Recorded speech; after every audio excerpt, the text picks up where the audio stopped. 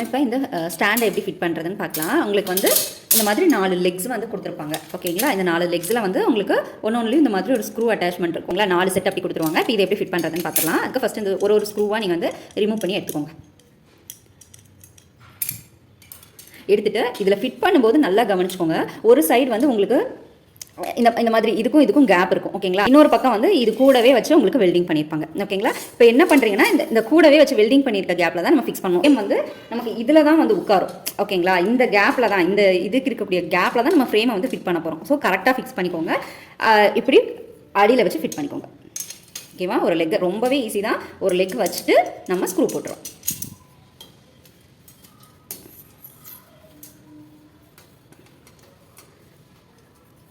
ஓகேங்களா, next opposite சைடும் அதே மாதிரி பண்ணலாம்.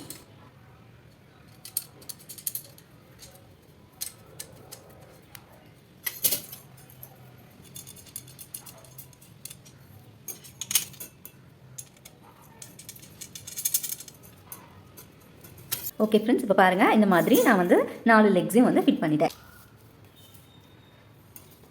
இப்போ இதில் செட் ஆகிடுச்சு. கரெக்டாக இப்போ இதில் நம்ம கிளாத்தை ஃபிக்ஸ் பண்ணி இதில் எடுத்து செட் பண்ணி நம்ம ஒர்க் பண்ண வேண்டியதான். ஓகேங்களா, இந்த வீடியோ உங்களுக்கு பிடிச்சிருக்கும்னு நினைக்கிறேன்.